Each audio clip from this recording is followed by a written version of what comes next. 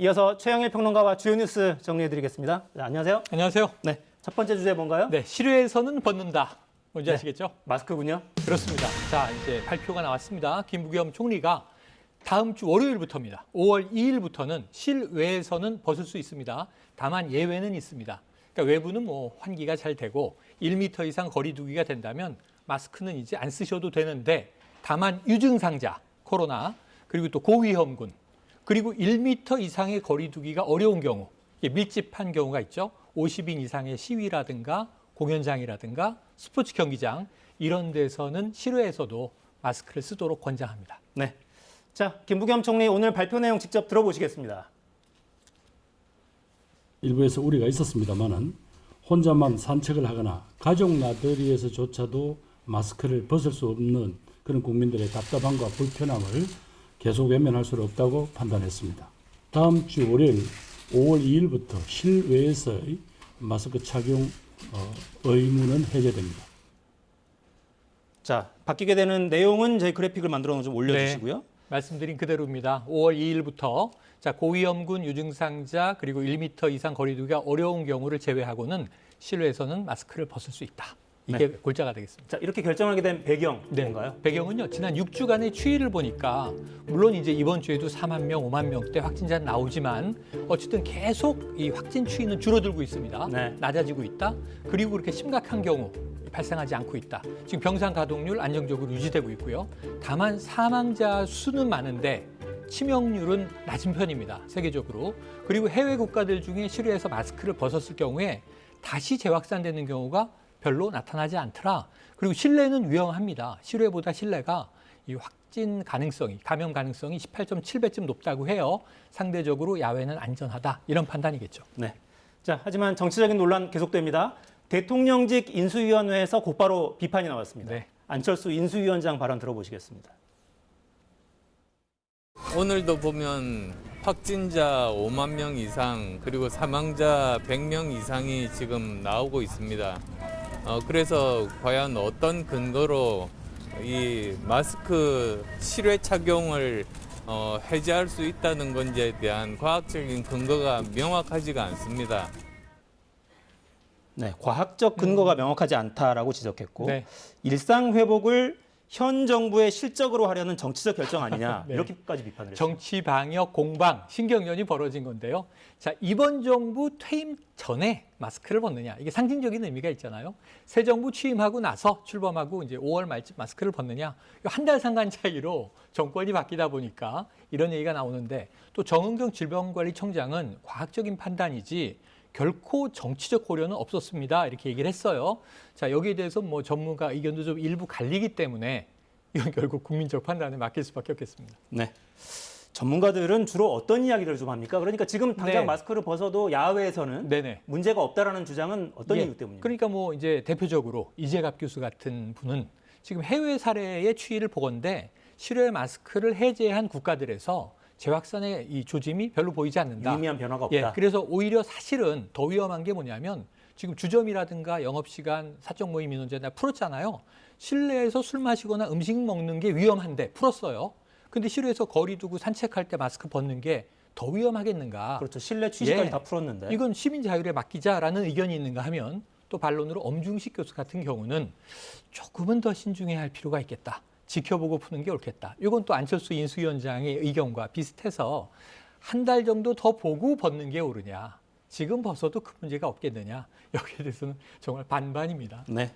자, 반반. 네, 네. 정치를 빼고 봐도 논의를 할 수는 있는데 그렇습니다. 네, 지나치게 정치적 이익을 중심에 놓고는 생각하지 않았으면 좋겠습니다. 네. 자, 다음 주제 뭡니까? 예, 이른바 검수완박 폭주 기관차가 막 질주하고 있죠. 내일 본회의, 다음 주 본회의인데 이 와중에 오늘부터 이번엔 사개특위 공방이 벌어졌습니다. 사법제도 개혁 특별위원회. 네, 그러니까 사법개혁특별위원회 이렇게 보면 되겠는데 네. 오늘 속보가 나왔습니다. 민주당 단독으로 국회 운영위에서 가결을 했기 때문에 사개특위는 구성이 됐습니다. 자, 그런데 무엇을 위한 거냐면 지금 이 이른바 검수완박 법안이 민주당 원안이 있죠. 박병석 의장 중지안이 있죠. 본회의에 올라간 수정안이 있죠. 근데 여기서 확인된 게 지금 이른바 이 중수청 한국형 FBI를 자 6개월 내에 입법하고 그 이후 1년 내에 신설하라. 이 기한이 빠졌잖아요. 논란이 있습니다. 지금 국민의힘은 이거 중지안 아니지 않느냐. 그 민주당은 국민의힘이 반대해서 뺀 거다. 근데 그것을 논의해야 할 곳이 사개특위거든요. 네. 그래서 후속 보안 입법을 위한 논의의 장인데 민주당은 이걸 빨리 출범시키려고 하고 사개특위 참여하지 않겠다는 게 국민의힘 입장이거든요. 단독으로 출범을 했습니다. 네. 자, 내일 중요하죠? 검찰청법 개정안 아마 처리가 될 거고. 예. 그러니까 지난번에 필리버스터가 회기가 자정에 종료돼서 끝났잖아요. 내일 본회의가 열리게 되면 지난번 회기 때 이게 상정이 된 검찰청법을 표결하게 됩니다. 통과되겠죠. 그리고 바로 형사소송법 일부 개정안을 또 상정합니다. 그럼 필리버스터가 들어가겠죠. 그럼 자정의 회기가 끝나면 또 종료됩니다. 그리고 나서 상정된 형사소송법이 다음 5월 3일 본회의 때 투표로 가결되면 지금 민주당이 계획한 이 두 개 법안에 대한 검찰 개혁안, 이른바 이제 수사권 분리안이 완결되게 됩니다. 네. 자, 국민투표 둘러싼 논란도 지속되고 있고요. 정치적 논란은 좀 지켜보겠습니다. 네. 자, 다음 주제 뭡니까? 네, 마지막 답변은 직접. 네, 문재인 대통령이네요. 네, 문재인 대통령인데요. 지금 이번 정부 들어와서 청와대 국민청원 게시판이 상당히 활성화됐죠. 아시다시피 지금 일정 기간 동안 20만 명이 청원에 동의를 하면 이거는 주무부처 장관이나 청와대 인사가 직접 답변하게 돼 있습니다. 그런데 지금 이제 20만 명 넘은 건들이 여러 개가 있어요. 이걸 묶어서 문재인 대통령이 국민청원 게시판에 대한 마지막 답변은 대통령이 직접 하겠다 나선 겁니다. 네. 자, 문재인 대통령의 국민청원 답변 직접 보시겠습니다. 원래 공약했던 광화문 이전이 어렵다면 그런데도 많은 비용을 들여 광화문이 아닌 다른 곳으로 꼭 이전해야 하는 것인지, 이전한다고 해도 국방부 청사가 가장 적절한 곳인지, 안보가 엄중해지는 시기에 국방부와 합참, 외교부 장관 공간 등을 연쇄 이전시키는 방식으로 추진하는 것이 맞는지 의문이라는 생각을 가지고 있습니다. 네. 최근에 공개된 JTBC 인터뷰에서도 네. 그랬고 이번 국민청원 답변도 그렇고 오늘은 또 군 주요 지휘자 격려 오찬 자리에서 네, 또 네. 이런 이야기 했어요. 그러니까 집무실 이전, 지금 용산의 국방부 청사로의 이전 문제에 대해서 문재인 대통령이 상당히 좀 직설적으로 연일. 지난번 대담에서는 마땅치 않다. 이게 안보 상황, 신구 정권 교체기에 힘든데 하필 국방부 청사로 가야 되느냐 이런 얘기를 해서 저렇게 직설적으로 그랬는데 똑같은 이야기를 국민청원 답변에서 반복을 했어요. 물론 끝에는 새 정부가 저렇게 집행하겠다고 원할 때 우리로서는 반대할 방법은 없다. 지원은 해야 한다. 이렇게 이제 결론은 났습니다만 사실은 문제점을 조목조목 짚은 셈이고요. 마찬가지로 이제 군 관련 회의에서도. 그래서 어찌 보면 이게 작심 발언이 한 번도 아니고 연이어 나오고 있는 상황입니다. 네, 연달아 3번이 나왔습니다. 네. 자, 이명박 전 대통령 사면 관련해서도 뉘앙스가 약간 좀 달라졌습니다. 예, 이게 청원은 이명박 전 대통령 사면을 반대합니다예요. 아, 반대 청원. 예, 여기 20만 명 넘은 거예요. 근데 문재인 대통령의 답변이 자, 반대하는 입장도 충분히 이해하는데 찬성하는 입장도 많다라는 또 반론을 살짝 섞으면서 사법정의와 국민 공감대에 따라서 결정할 문제다. 자, 이제 임기가 얼마 남지 않았습니다, 정말. 마지막 사면 기회에는 부처님 오신 날이거든요. 일주일 정도 남았어요. 그러면 다음 주에 이 논의가 공론화돼야 되는데 아마 이제 언론에 발표될 텐데 정말 지금 여러 명의 이름이 오르고 있죠. 이명박 전 대통령과 김경수 전 경남지사 또는 이재용 삼성 부회장 여기에 정경심 교수까지 자, 사면 대상이 누가 될 것인가? 일단은 MB 사면이 될 것인가 아닌가? 초미의 관심인데 말씀하신 대로 약간 느낌이 바뀌어지면서 사면 가능성이 높아지는 것 아니냐 하는 관측들이 나오고 있습니다. 네. 자, 다음 주제 뭡니까? 네, 다음 주제는요. 평균 2,450원 오를 것.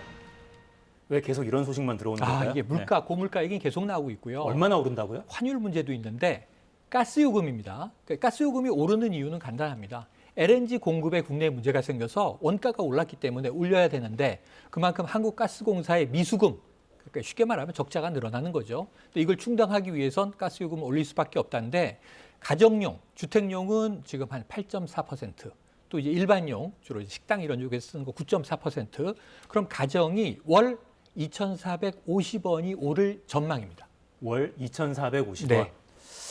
야, 이게 참 환율도 계속 오르는데 유가까지 계속 뛰고 있어서 그러니까 물가가 기름값도 또 계속 오를 수밖에 네, 없잖아요. 네, 기름값도 오르죠. 팜유값도 오르고 지금 뭐 원유값도 오르고 그럼 유류세 천연가스도 인하 오르고. 조치라도 네. 연장해서 네. 잡겠다는 건데 네, 하겠다는 겁니다. 실제로는 우리가 내는 돈은 별로 줄어들지 않을 것 같은데요. 네, 효과가 많진 않아요. 지금 유류세 인하 이게 지금 최대 30%까지 정부가 하겠다라고 결정을 했어요. 유류세 30%를 인하해도 이게 원가가 오르는 속도가 높게 그러니까요. 되면 상쇄되고 오르는 거죠. 그러니까 결국은 우리의 체감으로는 가스요금, 유가 또 그와 관련된 연동된 가공식품과 공산품 가격은 계속 오른다. 이게 큰 걱정입니다. 네, 우울한 소식입니다. 네. 네.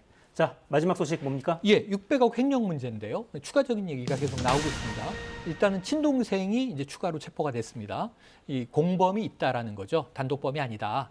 그래서 지금 이제 우리은행 일개 직원인데 어떻게 수년 동안 600억, 실제로 이게 전체 금액은 578억 원인데요. 이자 비용이 여기에 할증이 돼서 600억이 넘습니다. 근데 이게 회수할 수 있을까가 지금 초미의 관심입니다. 동생은 어떤 혐의를 받는 겁니까? 그러면? 지금 일가족이 혐의자인데 가족들이 다 해외에 있어요. 호주에 있는데 이 아버지는 목사예요. 그런데 이 본인은 제가 고위험 파생 상품에 투자를 했다가 모두 손실을 봤습니다. 그러니까 돌려줄 돈이 없다는 취지의 이야기를 하고 있는데 지금 일단은 조사 초기입니다만 지금 이 아버지가 목회하는 교회 호주 쪽에 그리로도 자금이 좀 일부 갔다든가 해외에 부동산을 매입한 것 같은 정황들이 나타나고 있기 때문에 이 돈이 가족을 통해서 해외로 유출됐을 가능성. 지금 일단 최대한 이 돈을 회수하는 게 급선무 아니겠습니까? 이거 정말 이게 엄한 돈이 날아간 겁니다. 이 대우 일렉트로닉스 매각 자금을 이란에 줘야 되는 그런 건데 지금 그래서 이제 회수 가능성에 대한 관심이 높아지고 있네요. 네. 국내 유력 시중은행에서 이런 일이 생겼다는 것 자체가 좀 충격적인데요. 그렇습니다. 돈을 회수할 수 있는지 좀 봐야겠습니다. 네. 최영일 평론가였습니다. 고맙습니다. 고맙습니다.